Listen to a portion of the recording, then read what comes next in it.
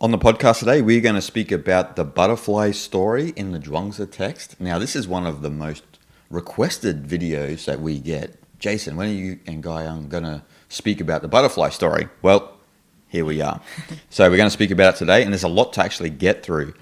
But before we get into it, the two main things you've got to remember about this story that will make sense as we go along is that the story is not written from a first-person narrator. So you have Zhuang Zhou being Zhuangzi, and you have the butterfly. And so you have, in the text, it's not written from a first-person narrative. So there's it's a third party talking about Zhuang Zhou and the butterfly. And in some early translations, it was unfortunately translated with I. So it was translated from a first-person narrative, which actually is an incorrect translation of the Chinese text. So that's the first thing you need to remember, is that it's written from a third party, and why that? Why is it? Yeah, and why it is. We will explore that, and because that relates obviously to the Genren and the genuine person, the authentic self.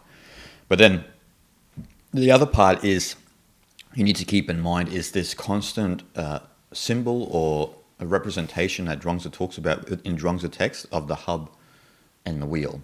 So you have the empty hub in the middle, and then you have the spokes of the wheel on the outside that are in motion. So you have this emptiness in the middle, and you have all of this motion on the outside. And that will make sense as you and I further go down. Exactly. So that's what I need you all to remember as we go along. So I'll read to you quickly the butterfly story. And what's interesting about this in the Zhuangzi text is that it's part of the chapter called Discussion on Making All Things Equal.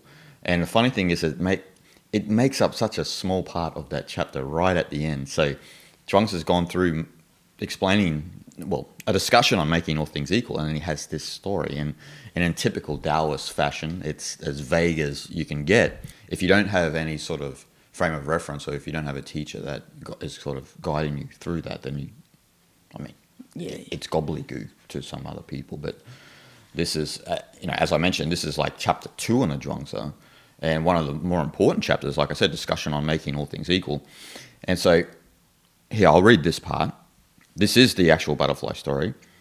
Once Zhuang Zhou dreamt he was a butterfly flitting and fluttering around, happy with himself and doing as he pleased. He didn't know he was Zhuang Zhou. Suddenly he woke up, and there he was, solid and unmistakable Zhuang Zhou. But he didn't know if he was Zhuang Zhou who had dreamt he was a butterfly, or a butterfly dreaming he was Zhuang Zhou. Between Zhuang Zhou and a butterfly, there must be some distinction. This is called the transformation of things. And that line there, between Zhuang Zhou and a butterfly, there must be some distinction. Some distinction can be translated as, is often translated actually as separation. Mm. There is a separation between Zhuang Zhou and the butterfly, or there can be a separation between Zhuang Zhou and the butterfly. So, as you said, this is a pretty crazy chapter. Yeah, you know what I mean? It's a pretty crazy chapter. So let's dissect that. So, because it's hard to make sense of just hearing what you just read to the title of this chapter. Yeah. So butterfly and Zhuang Zhou dreaming of each other story to end the chapter, which is called Making Things Equal. Yeah, equal. Yeah. Like, how is it relevant? Yeah, how is it relevant to that? And why? And like a funny thing in the Zhuangzi text is there's always a lot, not all the time, but there's a lot of times in a chapter there'll be like a really poignant part of the passage right at the end, where he just wants to, remind you, like, here, this is what's going on. You know what I mean? But then it's like if you're not adept with Taoist knowledge, then it doesn't really make much sense.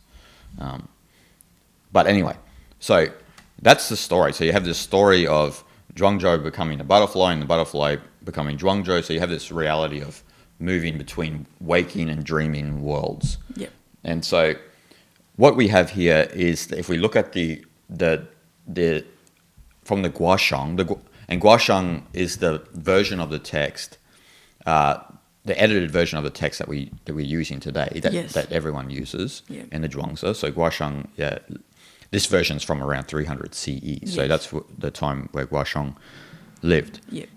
And so we have three major kind of meanings or philosophies coming out of this. But what I need to explain to you all is that they kind of seamlessly, and Guy Young and I we will move together through all three of these because they're all interrelated. They are. It's hard to make a clear distinction between one or the other. Exactly. So, and how I would explain it best, if I was explaining these three, if I was doing them in order, I would kind of say that it's kind of like a philosophy. First of all, it's a philosophy about life and death, and about our transformations as a person living as well. So, life or death on so many different levels, not just life or death in the physical form, life or death psychologically as well. And then also it's a philosophy of identity, which relates to the philosophy of life and death.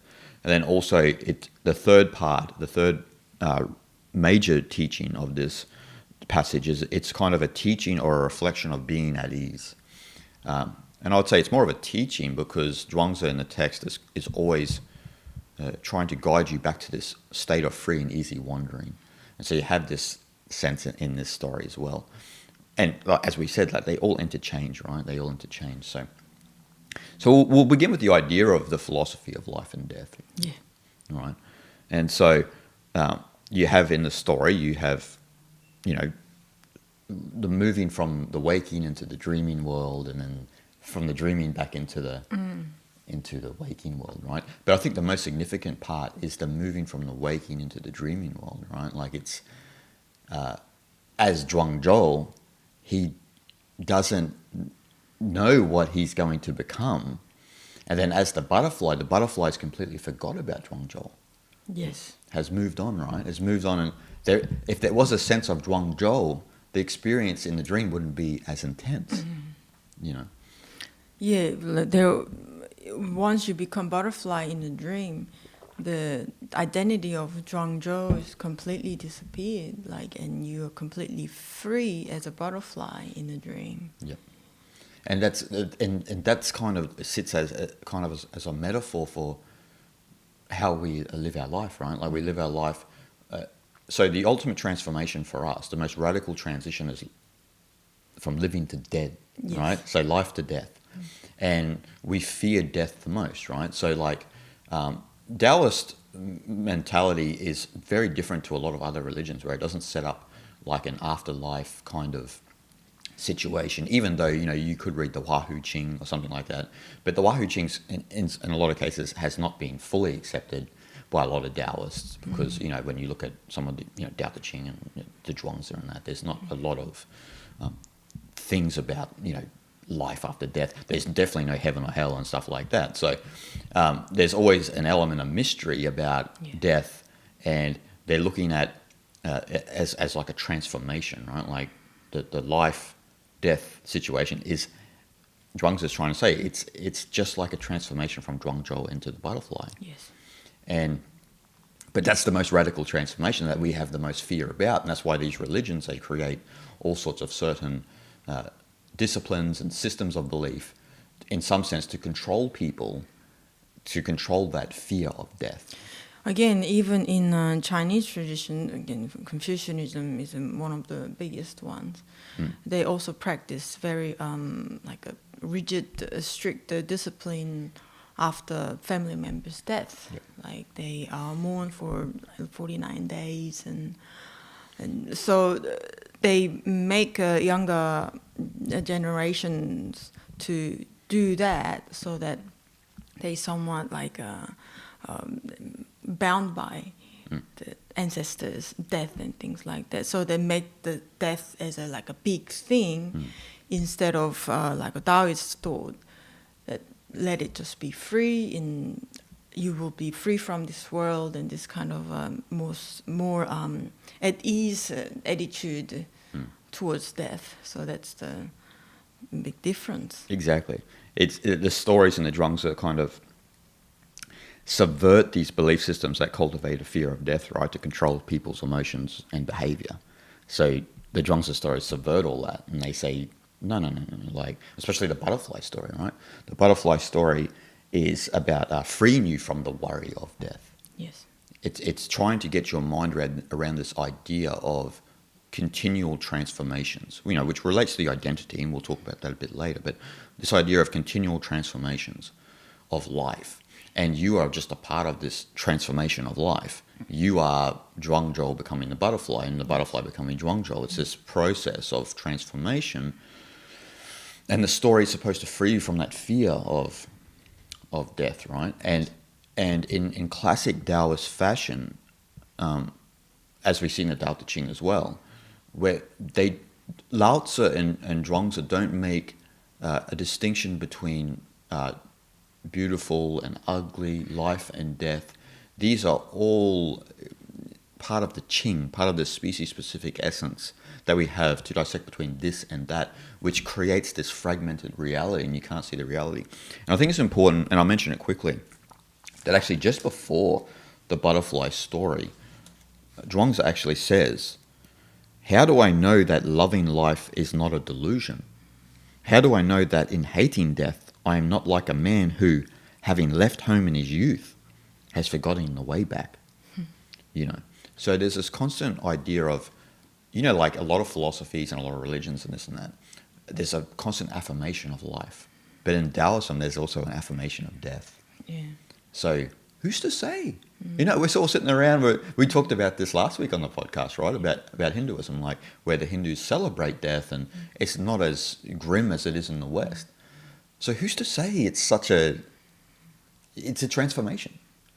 Again, like in the first line of the how is how do I know loving life is not a delusion? Yeah, loving life, everyone thinks it's a good thing. Yeah. Right, but he is inquiring that concept of having loving life is a good thing. But how is it to say loving life is not a delusion? Yeah, exactly. That kind of breaks our conceptual framework, right? Yep. Again, that's where it comes, that title of the chapter, Making Things Equal, Yep. right? Yep. So, like, ugly makes the beauty and life makes death. Whereas Zhuangzi here is trying to make, there is no such distinction. No. And the realities bleed into each other. Yes. So Zhuangzi's reality bleeds into the butterfly, and the butterfly bleeds into the realities are just transitions. They're not like, even though they do mention separation, and we'll mention a little bit about that in a minute, but like it's not that they're completely separated from each other. Yeah, that in the paragraph about that the butterfly story, it says a distinction or separation, but there is not quite of a distinction or separation. It's much more so to say that radical change or a transformation, or and further it says unknown transformations. Unknown transformations. And again, that's why also why Zhuangzi used the butterfly as an example. Like a butterfly come from caterpillar to become butterfly, right? Yep. So there's a radical transformation from being caterpillar and butterfly, right? Okay. But there is no clear distinction, because butterfly is caterpillar and caterpillar is a butterfly. Exactly. Exactly. So these questions of death are very interesting, because the Zhuangzi just throws it all on its head and says, maybe it's a good thing. Maybe the transformation of a caterpillar to if the butterfly remained a caterpillar, it doesn't know it can fly. It doesn't know it can have flitting about joyfully. Yeah. This is part of the idea, right? And another part of the Zhuangzi I wanted to read in relation to that, like to get like kind of this idea of that you just sort of have to move with the sort of, like you said, the unknown transformations. Is Zhuangzi says, "My life is because it is the time for me to come. My death is because it is the time for me to leave. When one quietly obeys their time for birth and quietly obeys their time to die, neither sorrow nor joy can enter their mind. This is what the people of ancient times called freeing oneself. Those that cannot free themselves are held fast by their bonds. That the myriad things cannot overcome heaven has been known for a very long time. Why should I detest my condition?" So Zhuangzi is saying here, why should I detest this transformation that is going to take place. Why should I fight my death? Why should I be like, oh no, this reality is disappearing. The people I know, the bonds I have are going. And the sage lets all of that go, right? And the funny thing is, the reason why we suffer and we have psychological pain and this and that, when you unravel the reason why, is because we are trying to detest this condition. Yeah. That is why we want to fight it. We want to fight what's inevitable. Yeah. Well, Taoism would say that all religions and this and that make up philosophies about death are fighting this condition. They are not accepting that this condition is an unknown reality that we all have to experience.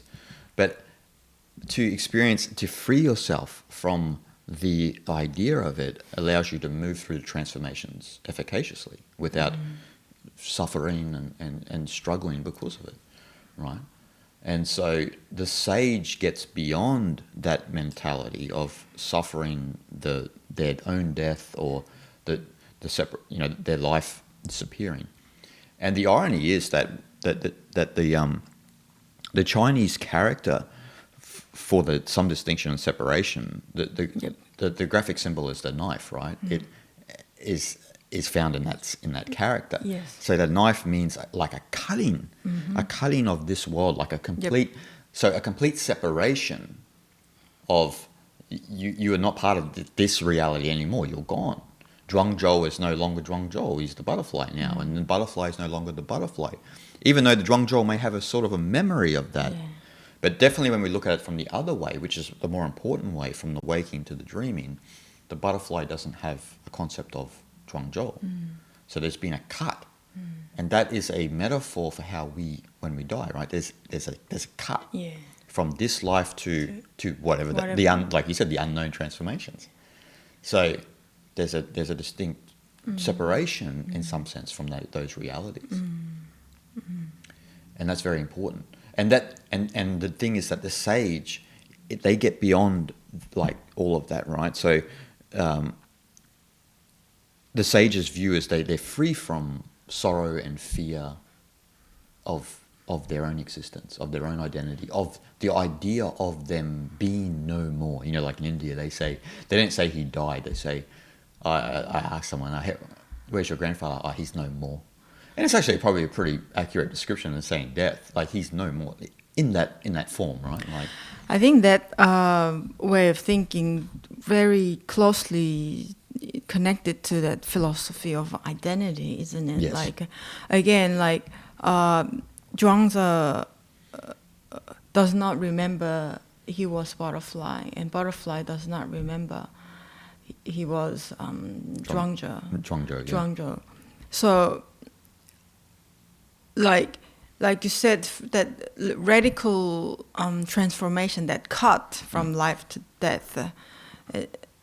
The reason why we all have a fear of death is because we have strong identity of who we think we are while we are alive, so that we don't want to let that go, right? We want to have a strong grip to that, so that whenever the end comes, and that end being death that we can't control, then we naturally get fearful about that, right?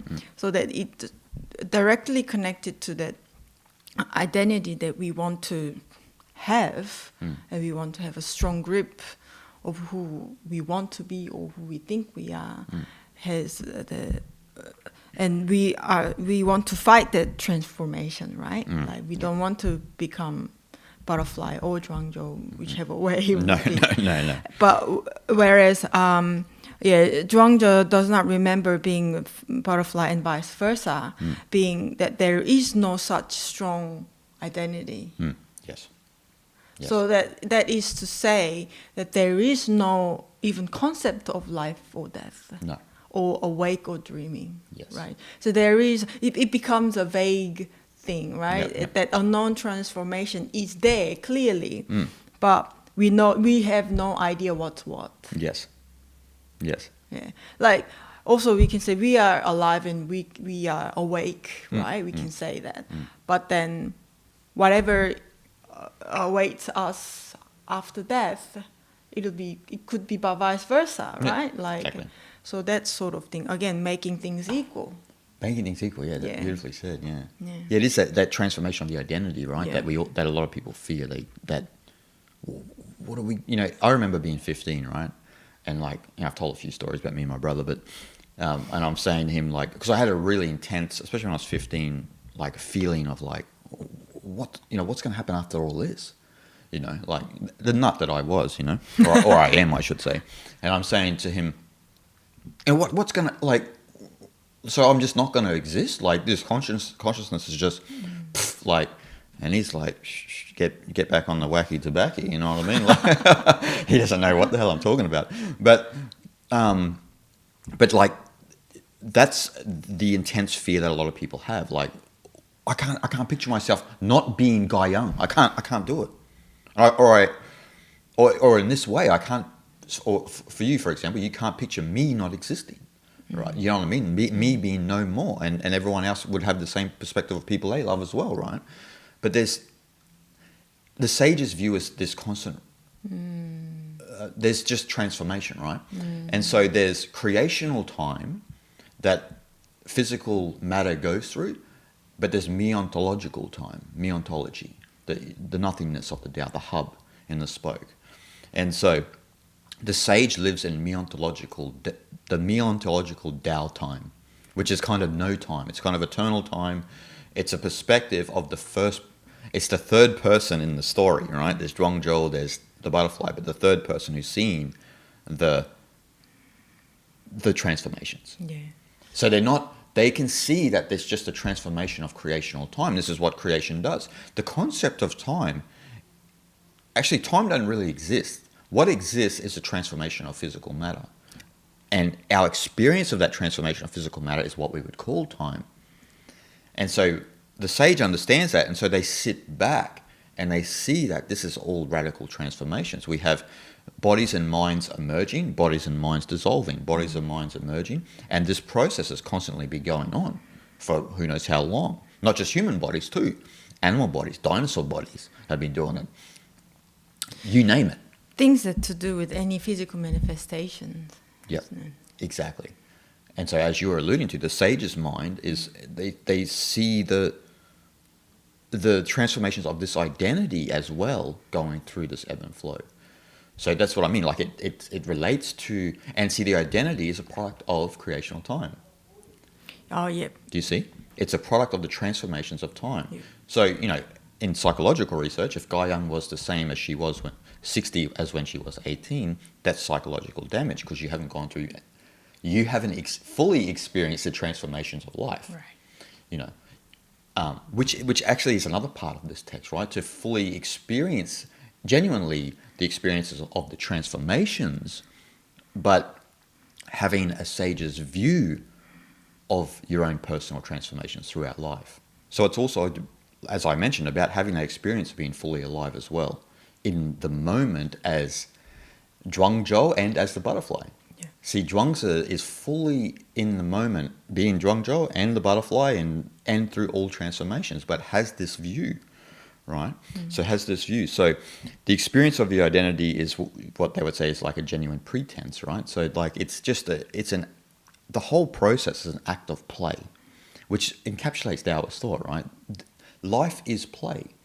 And it's ironic because everyone who's listening and watching probably know you and I, we just like to have fun and live our life, live a full-fledged life without having anything inhibit that process. Mm-hmm. And Zhuangzi is saying that a lot of these concepts of death and how we should live and these principles, especially of Confucianism, because it was Taoism being a critique, handicap our ability to live a full-fledged life. Yeah. So one of the ideas of the transformations is that because our experience of identity is thought of as a genuine pretense, is that, we go through, our persona is transformed again and again. So our persona, our identity will continually be transformed, and we will transform out of that, and we transform into another identity, and so forth and so on. This is life, right? This is life. So, but, as you were saying, that identity is seen from a sage and understood that that's still a temporary construct. It's not the authentic, it's not the genuine, not the authentic self. Yeah, but that idea meets the genuine pretending. Yes. That you know that you are that person with that persona in that moment. Yes. So you were Zhuang Zhou in today. Yeah. But yesterday you were butterfly, Yeah. kind of thing. Yeah, exactly. But again, important thing in that short text was that storyteller, the narrator, being third party. Yeah. So that third party being somewhat that genuine. Exactly. Exactly. So let's say sage being a narrator, Yeah. and he himself understand that he was Zhuang Zhou yesterday and butterfly today. Yeah. And it could be A giraffe the next day. a giraffe the next day, hippo next day after. Exactly. But then that narrator, the sage himself, being a third party, not engaged with any of these identity, right? Yeah. But understands these transformation from being Zhuang Zhou and from being butterfly. Exactly. So that's where Taoism is kind of a bit different to other philosophies, because as the sage, they don't have a disgust for the transformations of the identity. They engage in it, and it's part of play, because life is playfulness. Yeah. And, the world needs to learn a lot about that, right? Like, we've got a lot of people too serious in the world who are too emotional and have too many belief systems. Taoism is about sort of getting rid of those and saying, you know what, life's actually fun. When you think about it, life's fun. And you can have a great time. Yeah. Especially if you don't have such belief systems that make you believe or train you to have certain emotions or behavior that are against your nature. And that's what happens, right? So your natural inclinations get suppressed, but Taoism is saying, no, lean in towards those, and your natural morality, and that will come forth anyway. And so, but that can only be experienced fully when you are the genuine who is kind of the observer of the play, so to speak, but you're still engaged in the play. You're like, life's great. As Zhuang Zhou, it's fantastic. As the butterfly, even more joyful. These are just transformations of this life, of the creational time, but I still stand in meontological time, the time of nothingness, the Wu Qi, the realm of the Tao. I sit there, but that's how I can be fully genuine and fully alive in the experience of life. Again, that's so liberating, isn't it? Like, again, that is to also related to the reflection of being at ease. That you having that understanding that you are just a observer there, and then you were once that person, and you're now this person, but it's a part of the play, so that you no longer have to be too serious about things, right? Because at the end of the day, doesn't matter really. No. And you being serious or not being serious doesn't make or break kind of thing. And again, if a situation that you are in is that you needed to be serious, then you play the part, right? And once that time passes, and that's it. You play with ease. It's not a drag for you to play that serious part in particular moments. Exactly. And that seriousness not necessarily bother you anymore once that moment is gone, right? You play that part, and then you get back to have fun again, This is Wu Wei, right? This is the free and easy wandering. This is the effortless living. People don't understand. They think you've just got to sit there like the Buddha, like this. And it's like, no. Lao Tzu and Zhuang Zhou are saying that it's like, as you were saying, life's not serious anymore. You're moving through life like a feather, just floating through the wind. Yes. And whatever transformations happened, you aren't clinging to past transformations. You're not the butterfly saying, damn it, I want to be Zhuang Zhou again. Yeah. You've already gone. You're already joyfully you're in play. You're in motion. But you understand that it's just a transformation. It's not anything to hold on to. From the genuine perspective, from the meontological Tao time, It's all good. Yeah, you don't hold on to that identity. No. Right? You just, now if it's time to be a butterfly, be a butterfly, and you completely forgotten being Zhuang Zhou, Exactly. right? So that part, like of the Zhuangzi, where it says, this is what people of the ancient times call freeing themselves. Those who cannot free themselves are held fast by their bonds. So, like, freeing themselves from the concept of the transformations, and the ones, as we've been talking about, that have the bonds and the attachments and are serious and believe they are Zhuang Zhou fully and believe they are the butterfly fully, they suffer.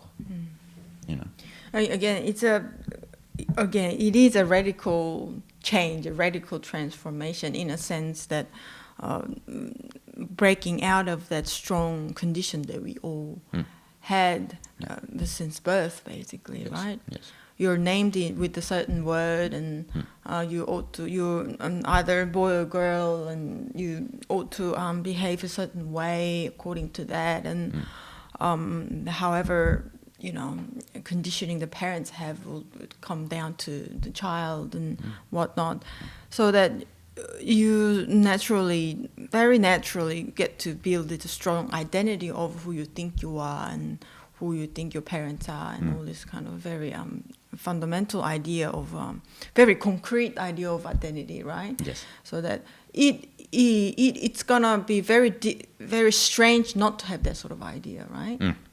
So that you become naturally very serious about it, and if things don't pan out from what you planned, then you get very anxious, worried, and this and that. But again, in this very simple story has it all, really, if you fully get to understand that there's only that unknown transformations happening in entire life, in human life, in organic life, in planetary life, in all throughout any kind of life, so that there is no such clear-cut distinction between life or death, or you and me, or I and someone else. It's just all transformation. And again, you pointed out really good, the identity is a manifestation of time, that we created the concept of time. So that once we diminish that idea of time, the concept of time going linear, then what's there? Exactly. It's all just a field of wandering, really. Yes. We cling to the transformations. See, this is the problem. We're not clinging to the transformations. We're clinging to what we were before. Yeah. And so that's where suffering happens. And this happens on very subtle levels in our own life. So certain situations happen in our life when we say we wish it was like this, instead of embracing where you are and just moving with and understanding that this situation will transform as well. Let's use the pandemic as an example, right? The pandemic's been a terrible situation for the entire world, but from a Taoist perspective, if Lao Tzu and Zhuangzi were here, they're saying, oh no, we just transformed into a certain situation, and it will transform out of this again. This is what life does, creational time does. It's in constant transformation.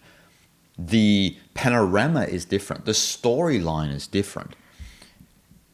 Are you holding on to past situations, or are you trying to move with the current situation to then evolve out of whatever it is and into something to become the butterfly? Yes. Right?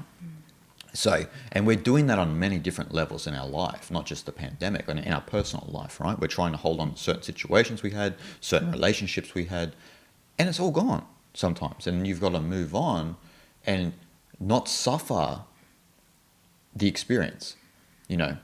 I remember Muji once said, do you experience suffering, or do you suffer your experiencing? Yeah. And most people suffer their experiencing, right? So we're constantly suffering our experiencing of life instead of just allowing the transformations to happen. But again, we have to elevate our view and understand that there's Zhuang Zhou and there's the transformation, which in this sense is a butterfly. And butterfly being, like you mentioned, the perfect symbol of transformation of life. And so Zhuang Zhou is almost like the caterpillar in the story, right? But but then there's this transformation into this free being, this free and easy wandering state where you don't have to take life seriously. As Alan Watts once said, he said, "Is it serious?" someone asked him a question and they were, a bit vexed about a certain question and about life, and he just said, is it serious? Not just is it the question serious, is this serious? You're getting all bent out of shape about what's happening in life and this and that, but is it really serious? And who's to say anything that, someone dying or you dying personally is such a grim thing to think about and to hold on to? Who's to say? Why? Because Christianity said it? Who's to say, right? And this is what Lao Tzu and Zhuangzi are saying. Leave a little space for mystery. Leave a little space for uncertainty. Because Taoism, being such a grounded philosophy, is saying that in the end of the day, we can make up all elaborate philosophies about life after death and so forth and so on. We still don't really know. Yes. You know what I mean? So what you need to be comfortable with are the transformations of life, and comfortable with your identity being transformed as well. And, as you said, with a genuine pretender, like, you have the distance, so you see it's just a play, and it's a role you play. Your identity essentially is a role you play, right? It's an accumulative sense of self. Yeah. It actually is created due to the transformations of life. Yes. Whereas the genuine person, the authentic self, is always ever present. It's the hub. The personality, the identity is the spokes in motion. Yeah, and the spoke sometimes gotta get replaced. Yeah. Whereas the hub is always there. It's always moving. The wheel is always moving, but the hub is always there, ever present, empty. But that's where the power of the wheel comes from. Without the hub, Yeah. there's no wheel. How would it possible? It's Lao Tzu's concept of the bellows, right? All of the power of the bellows is intrinsically there. But the motion gives it sort of this action, this play, like puppets. That's right. So the hub gives the wheel motion, gives the play, you as part of the play is your identity, this motion, right? And so that's where the power is. And that's why it's such an important metaphor in Definitely. in the Zhuangzi.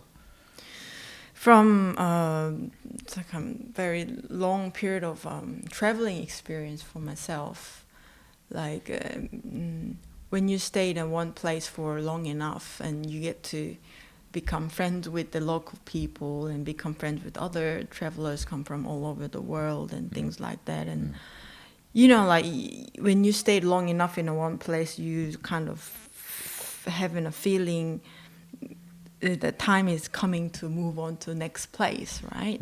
Then when you make decision, buy a ticket, train ticket or whatever, and then that moment is very sad to say goodbye to all the friends that you become very close, and you never would have be able to meet these people if you never traveled, right? So that's a different also way of looking at it, and then.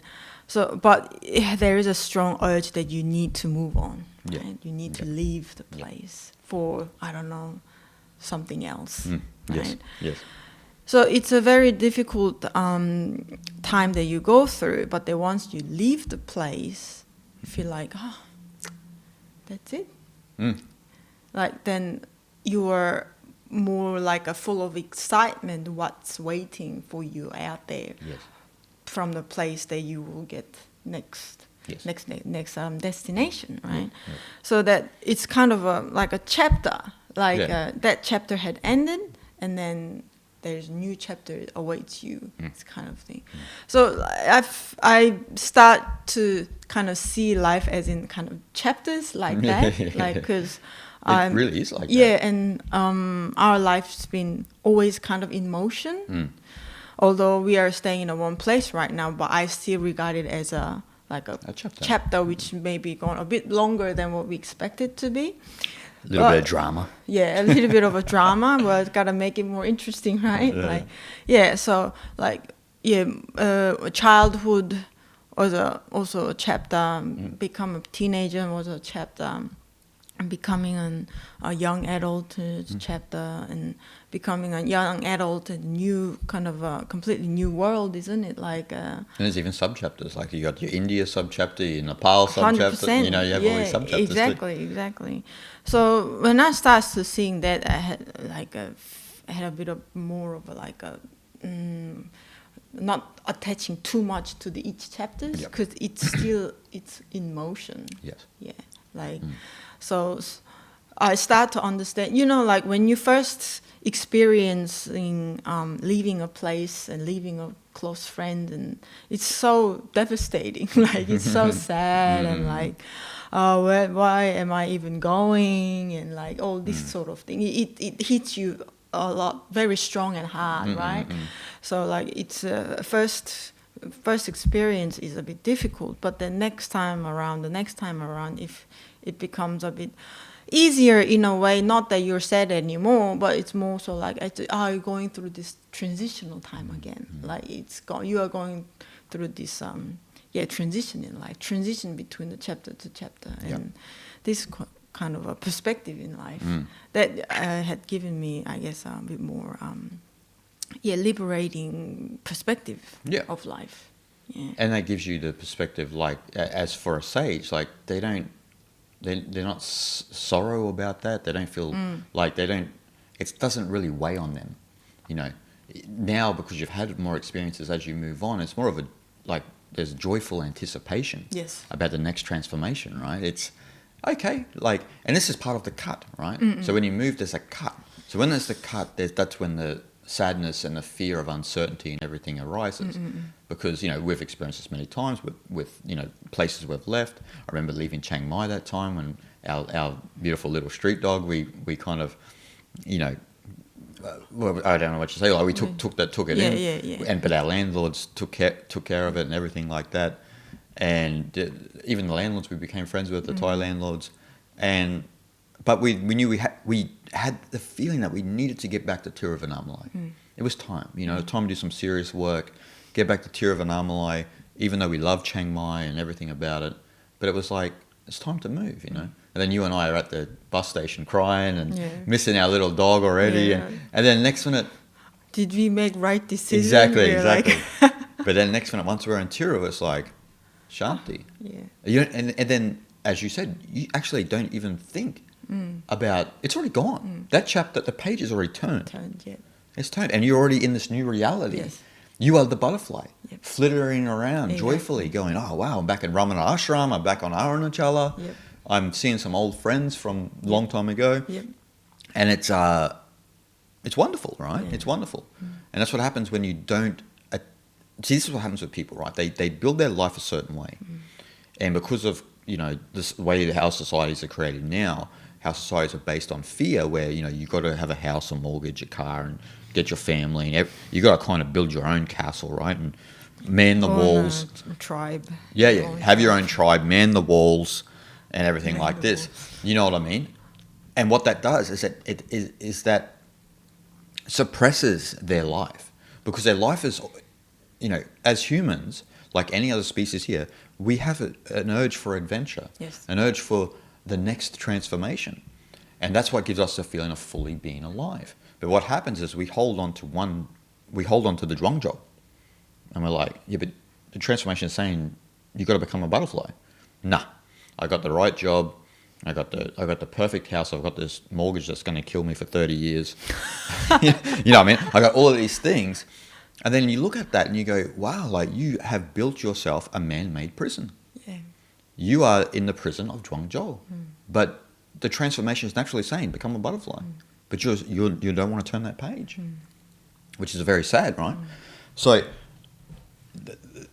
having that greater perspective of the Genren is that, as you were saying, like you go through these chapters and you see them and you experience them joyfully, and it adds to your story as an identity.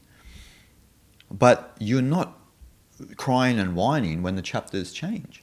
You're not saying, oh, I wish I didn't break that mortgage. I really loved that house. And so there is no regret. Regret doesn't regret doesn't exist. Not part of your vocabulary. Like Khabib Nurmagomedov. So, regret doesn't come into your state of consciousness, right? Like you and I, we don't live with regret. We just move on, and like you said, like we are kind of stuck here at the moment, right? A bit longer than we've ever been stuck anywhere. But we're making the most of it, and we're connecting with a lot of great people online, especially, and it's been actually a really positive thing for our life. But this chapter will move on too, and the next transformation will happen. This chapter is just a little bit longer. You know, when you read a story, chapters are a little bit longer, a little bit shorter, you know, like, and this and that. So, but are you holding on to the transformation? Or are you the third party in the Zhuangzi story? Are you the hub in the spoke, or are you spinning your head around looking at the wheel? You know what I mean? Like, what are you, That's pretty funny. what are you doing? Like, are you like this, or are you centered? You're gonna be too dizzy. Too dizzy, yeah. And that's what happens when you identify too much with this temporary construct, right? This is one of the points of the butterfly story. If you overly identify with this temporary construct as an identity, or you fully think it's who you are, and you hold on to this role, then you can't experience transformation. And again, I think when you fight the transformation, is that you are eliminating your own potential, what you could experience in your entire life. Exactly. You are taking your own potentiality away from yourself. I think that's what you're doing to yourself. 100%. Yeah. So don't do that, right? So don't do that. Don't set up your own man-made prison. Yeah. Don't set up your own man-made prison. And you know, the whole idea of the Tao is that hub within the spoke, the space within the bellows, is an infinite potential, and that infinite potential is the Tao. And the Tao is ever present in our life, always, because it's the ultimate reality, and it's waiting to move through you. But because you're holding on to certain identifications, you can't go for a transformation. You can't transform into whatever the next chapter of the story is for you. And some people wonder why, how come I didn't do anything special in my life? Because you're holding on to a certain role you were playing that should have changed 40 years ago. Yeah. That role had exhausted itself, you know, and it's time for you to move on to the next role. You kind of got to be like a Hollywood actor a little bit, in a sense. Like your life is sort of like that, where you have one role and you have the next role, and that's how the transformations of life happen. But if you're holding on, you're never going to experience that ultimate reality, you know. And that's what free and easy wandering is, right? Yeah, exactly. It's about letting go of that and allowing life to just, becoming an aperture for the Tao to express itself. And then, like you said, you're not serious. It's a interesting thing, like when you do one thing for a long time, or being in one place for a long time, the life becomes like a stale and same. It gets pretty boring, and like, so, like, in a cup, there is a full water at the beginning of that roll, right? And as the time goes on, the water gets like lower and lower. So it's excitement and fun in life getting lower and lower and lower. And once it gets to the bottom, like it feels like it's time to fill it up again, right? So you need to make a bit of a change to your life and be a bit more adventurous. Yes. Yeah. You got to come in harmony with those transformations. You got to fill that cup up. You got to find a spring somewhere in the mountain, a mountain spring, and you fill that cup up, and on to the next adventure. Here we go again, but full of excitement. Yeah. The idea is that the destination is the journey in Taoism, right? The journey of 1,000 miles begins with one step, and the journey itself is where you ought to be. Exactly. So Wu-Wei is about just moving through life from the genuine perspective, and these transformations will happen. Alhamdulillah, you're not attached to them. You know what I mean? It's all good. So that's it. I think we covered everything today. Yeah, I think so. We kind of went over everything, really. Everything, yeah.